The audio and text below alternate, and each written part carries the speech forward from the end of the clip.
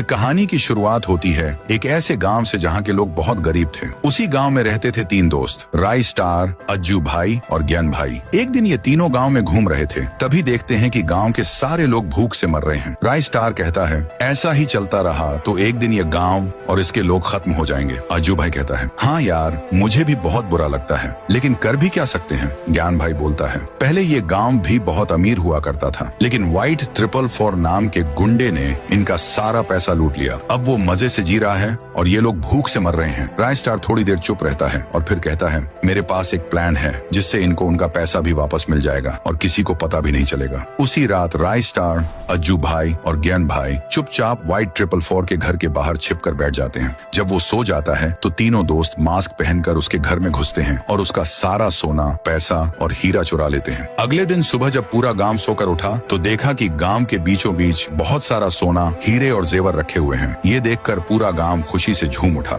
एक कोने में छिपे हुए राय स्टार, अज्जू भाई और ज्ञान भाई मुस्कुराते हुए सब देख रहे होते हैं। उधर व्हाइट 444 जब उठता है तो देखता है कि उसका सारा खजाना गायब है। वह तुरंत सीसीटीवी देखता है, उसमें 3 लड़के मास्क पहने दिखते हैं। वो गुस्से से चिल्लाता है, ढूंढो उनको, जिंदा या मुर्दा। अज्जू भाई और ज्ञान भाई मार्केट जा रहे होते हैं। रास्ते में उनकी बाइक एक गाड़ी से टकरा जाती है। गाड़ी रुकती है और उसमें से निकलता है व्हाइट 444। ज्ञान भाई डर जाता है। अज्जू भाई कहता है, देर मत कर, निकल चल। व्हाइट 444 का आदमी बोलता है, देख के नहीं चला सकते क्या? ज्ञान भाई जल्दी से कहता है, सॉरी भाई, गलती से लग गया। व्हाइट 444 हंसते हुए कहता है, छोड़ो, जाने दो, होता है। लेकिन जैसे ही वो दूर जाते हैं, व्हाइट 444 को याद आता है, ये तो वही हैं जिन्होंने मेरे घर में चोरी की थी। वो चिल्लाता है, गाड़ी घुमाओ, इनका पीछा करो। अज्जू भाई और ज्ञान भाई गांव पहुंच जाते हैं और सब राय स्टार को बताते हैं। राय स्टार कहता है, ठीक है, मैं बाहर जा रहा हूँ, तुम लोग गांव का ध्यान रखना। जैसे ही राय स्टार गांव से बाहर निकलता है, व्हाइट 444 अपने पूरे गैंग के साथ गांव पहुंच जाता है और तबाही मचा देता है। अज्जू भाई और ज्ञान भाई उससे लड़ते हैं, लेकिन वो दोनों को मारकर बेहोश कर देता है। राय स्टार जब वापस आता है तो देखता है कि पूरा गांव खून से सना हुआ है। चारों तरफ लाशें पड़ी हैं। व्हाइट 444 सामने खड़ा है और ज्ञान भाई और अज्जू भाई बंधे हुए हैं। व्हाइट 444 कहता है, तो तू है वो तीसरा चोर जिसने मेरे घर में चोरी की? राय स्टार जवाब देता है, हमने चोरी नहीं की, जो हमारा था बस वही वापस लिया, असली चोर तू है। व्हाइट 444 गुस्से में कहता है, अब तुझे तेरी औकात दिखानी पड़ेगी। फिर शुरू होती है जोरदार लड़ाई। गोलियां चलती हैं, बम फटते हैं, चारों तरफ धुआं और चीखें। जब धुआं हटता है, व्हाइट 444 देखता है राय स्टार, अज्जू भाई और ज्ञान भाई उसके सामने खड़े हैं।